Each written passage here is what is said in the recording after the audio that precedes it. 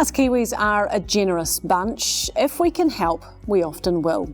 If we thought we could make each dollar stretch even further in contributing to those who need it, I'd like to think we'd make sure of it.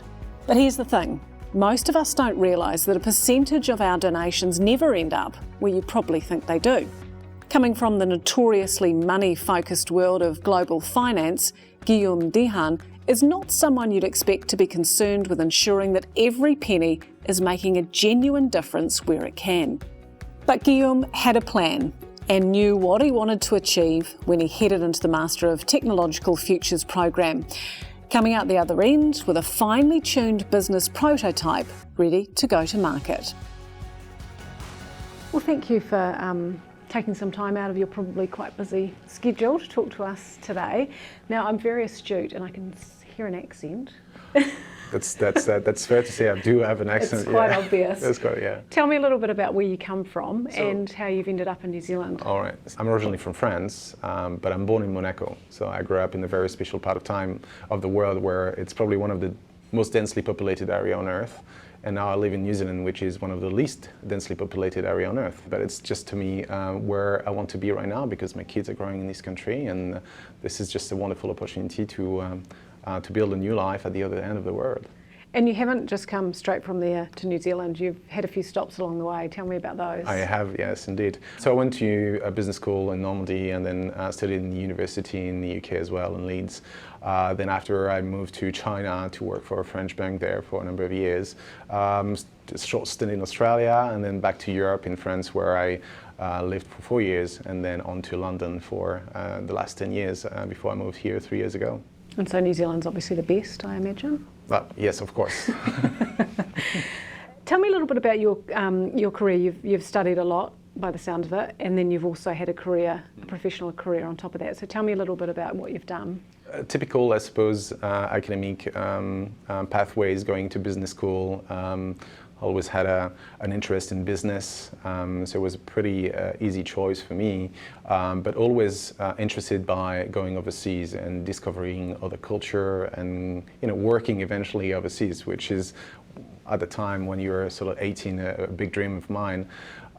So I choose a specific business school that allows me to study both in France and in the UK and graduate from both universities. So I guess that it's a typical business course studies that you do. Now, when I look back on what I've learned, the world has moved on at a speed which basically doesn't take into account what I've learned and make it somewhat irrelevant because you need to keep up to date and learn on the job on a continuous basis as opposed to stay relevant in what you do. So after studying, I moved into banking overseas in China. So I took the challenge of trying to go into uncharted territory for a Frenchman, I suppose. A new country. China was at the time a GDP smaller than Italy and on the edge of joining the WTO. So it was still fairly new and a bit like sort of frontier type of markets to get into. Going into China was just a life-changing experience, I think. Being exposed to a different culture, a different paradigm, a different way of doing things was what made my day job really interesting. I suppose banking can be perceived as, not necessarily something super sexy or super interesting, but I did learn a lot, being able to look into different industries, helping financing deals and so forth.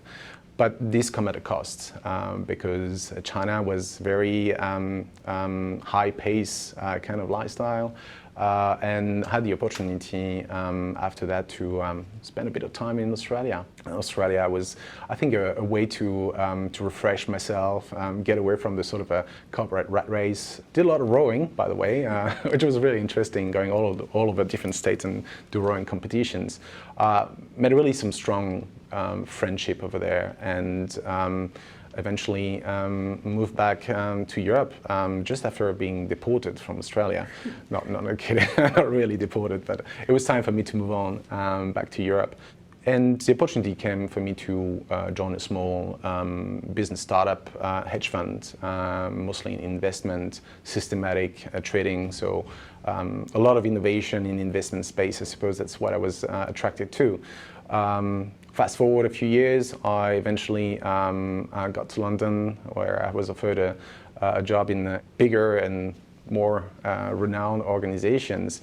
And again, it was an opportunity to join an organization which was fast forward thinking, but also in a different setting, a different culture. That's what really made it very appealing to me.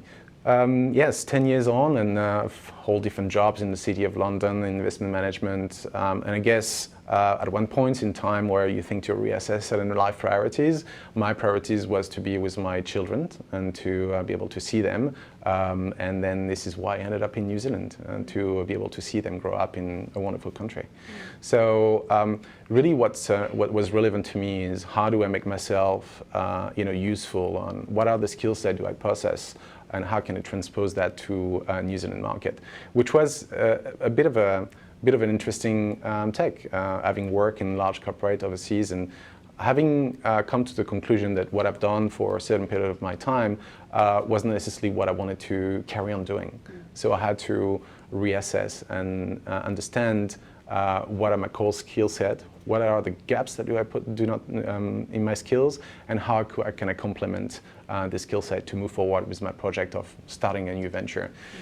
This is when I had the opportunity to come across TechFuture's lab, and I was really interested by the flexibility of the program, but really focusing on shifting your mindset, learning new technique, methods, which in my case never actually came across, or just actually glazed over some documental paper on certain techniques, and that was just a great opportunity to get deep into the learnings and how to apply this in real situation. Coming in with a project that you wanted to build was for me, the learn apply, which really responds to how I actually learn. Yeah. I kind of listen to your experience and think, don't you feel like you had enough that you'd already done? Why would you then want to go on and study something else again on top of all that and your life experience? Or is that the whole reason that you wanted to do it?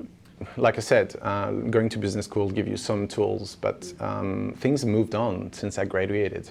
So it's an opportunity to keep up with new things, new learnings, and be able to take something and apply it directly, which is very different when it's your own thing and making sure that you grow the confidence as well to move your project forward. And I think this is what really this learning journey through TechFuture's lab was about. It's shifting your mindset, like I said, moving from a business setting to an entrepreneurial setting as well. And some people would come into the course having no idea what they're going to pop out with at the other end, but you obviously came in with an idea and you wanted to work on that. Yes. So tell me a little bit about that. A bit stubborn, I suppose. I had this idea and really worked hard on how can I make this a reality. And what I really took away from this course is to grow a little bit dispassionate about what you're doing, in a way that to be able to be critical and to understand what are the constraints or the forces that you have to deal with, and to move it forward and be able to pivot from your original idea slightly to make it a reality. So it's the agile way of thinking, it's the lean startup mentality, it's the design thinking component of that actually make it really relevant to apply to a project.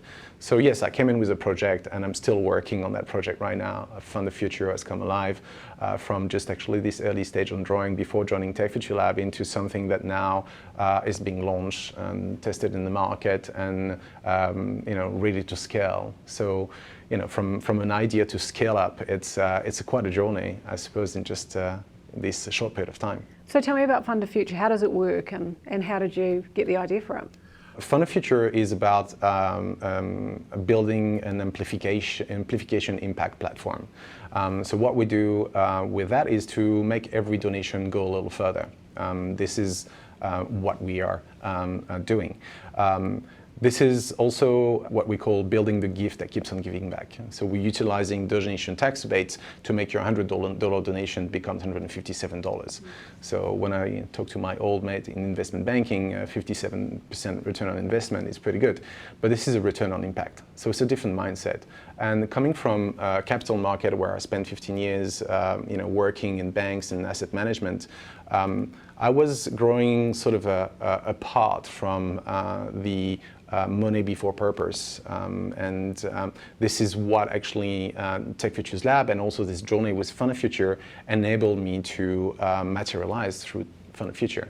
So it's putting the purpose of what you do at the center of what this startup is about and enabling technology to play out through to deliver that outcome. So FuntoFuture is an early stage startup. We're still building our team, and this is probably the greatest adventure I've had in my life.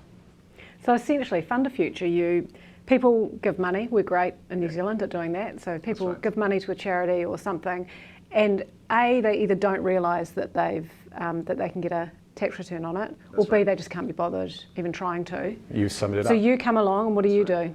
So just to give you sort of a magnitude of things, Kiwis are very generous. They are one of the 3 most generous countries in the world in terms of GDP contribution to charitable giving. So it's a $1.5 billion donation market in the world, so pretty significant. But you just pointed out actually to a number of pain points. People don't know about a donation tax rebate. It gets in a too hard basket or forget about the donations they've made. And necessarily they need to keep track to make the donation tax claim.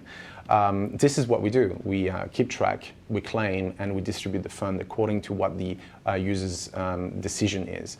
So, in a nutshell, we take this pain away of making this donation tax claim and transform that into a positive outcome where the user knows that his donation tax rebate is making a further impact in the donations that he's actually making and supporting the charities that he cares about. Because if you're giving money to something, you want to make sure every single dollar that you can goes further. That's right. Yeah. And knowing how you're making a difference, which is the second part of what we're building. And this is impact reporting framework to let you know, your donor journey over the time and how much of a difference you're making in the world.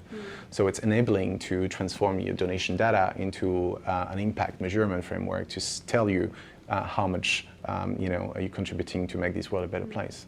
Where did this little seed come from? How did you think of this? Like this, I know that if I donate to my kid's school that I can claim back on that tax, and if I remember at the time I will, but how do you come up with an idea and think, hang on, actually we can make their dollar go further and we can actually do something good with it at the same time?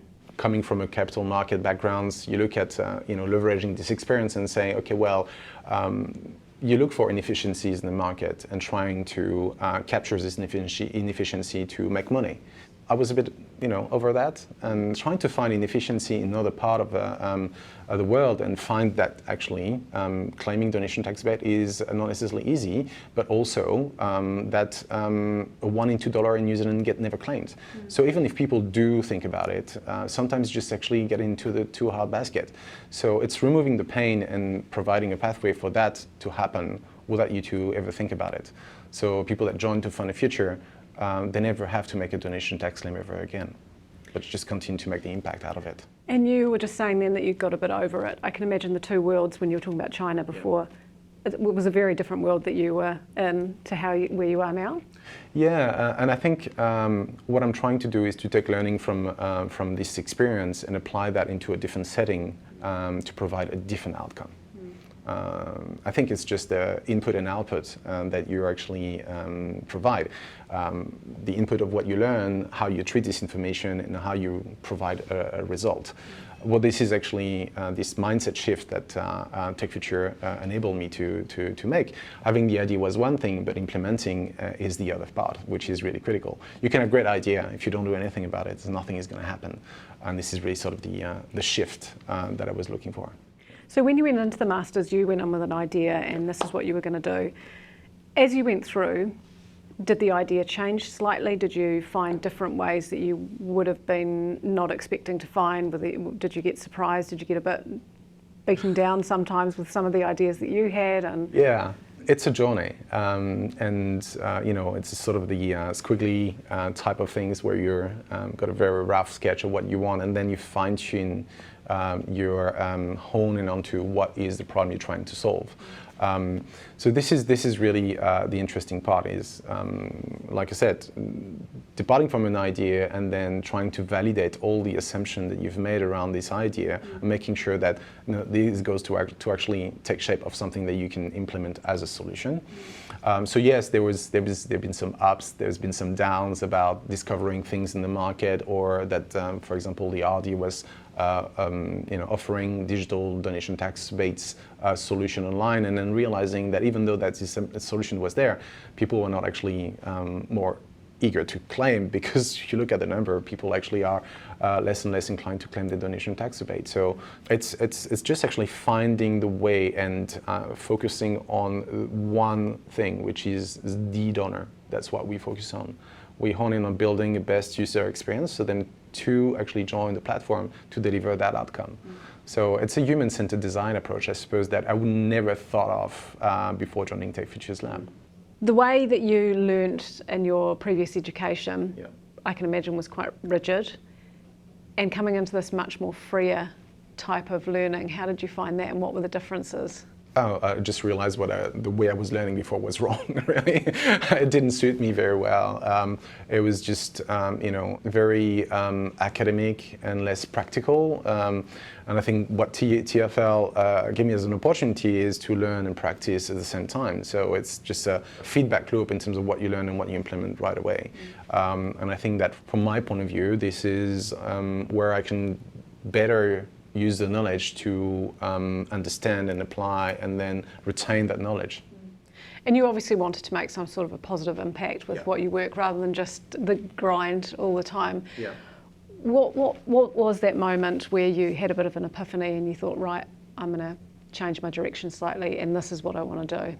I think it's been a transitional period where I was in the UK working for a big asset management company, and the personal focus was how do I actually stay with my children, and how do I make myself relevant and live with the changing belief system that I actually transitioning into, which was at the time where I actually moved from London to New Zealand.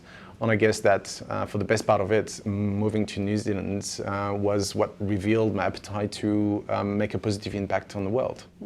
And that was FuntoFuture. So where did that come from? Were you lying on a lilo at the beach in Pauanui or something and suddenly it all came to you? Or was there a moment where you... I guess on the tail end of my stay in London, I started actually having this itch of doing something and trying to find a way to shift and create a positive impact. And I was on the lookout of something that actually can create that opportunity. And then looking at how people give and the donation tax rebates was sort of the trigger point. And the question was, how might we actually change that outcome? And then the idea came out of that. And did the feeling, because Kiwis are quite big givers, did that have some influence over it? Well, at the time I didn't have all the fact and the understanding on how much people were giving in New Zealand. What I knew that actually was Kiwi was very generous, and when I arrived in New Zealand I experienced that firsthand. Being a foreigner in a country and having people welcoming me and putting me in contact with one another, I felt like genuinely supported to reach out to other people in a way that I would think it would be very difficult, whether in France, UK or even China. I felt that it was possible, and that actually pushed me to go further and further and further, and I felt like I was pushed to move forward with this sort of a supporting network as well. And now you've got Kiwi kids, haven't you? So yes, actually I call them Freewee because they're also French. So, so you're stuck here now, aren't you? I am, yeah, for the better and worse, I don't know. It was no, I love it here, and I couldn't think of a better place to be right now in this environment and challenging situations. Yeah. Speaking of right now, what's your feeling on people really having to have a different way of looking at things and being more agile and innovative with how they approach things? Yeah, definitely COVID has a significant impact on so many industries, and a lot of business have to think differently in how they're going to sustain the business model, or if at all. And I guess that COVID will push a lot of people to pivot, and I guess that what I've learned from FuntoFuture's lab is just having this sort of nimble and agile mentality. And one thing that actually would really stick with me is that it's not just a one-way door. When you do something and you take a decision and move forward, you can walk back if it doesn't work. And I guess this is something that in the old way of thinking of me, there was just one way to progress things. And this is sort of the iterative capability or aspect of being agile, and just take a chance with calculated risk, and if it doesn't work out, you just change your view on things, and you've actually extracted learning from that experience to pivot or to do things differently. And I guess if you just zoom out a little bit, this is what I'm currently doing with my life. I'm trying to shift from a way of doing and a way of thinking into a different methodology. And FuntoFuture is an iterative process. We're learning every day from customer we engage with, from charitable organization that we deal with, to make things better. It's not something which is static. We're fine-tuning and constantly improving that over time. And I think this is what really interesting.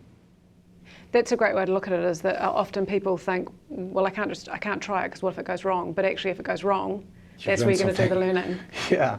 Well, I guess the risk is, what if everything goes right? But if it goes wrong, then you might go right next time if you take it in a slightly different direction. What I'm trying to say is actually you've confided your view that you were right, but you haven't actually learned anything in the process, just actually confided the fact that you're very smart and actually can do things right from the first time, which is great. But in the process, you can do better by going wrong, I think.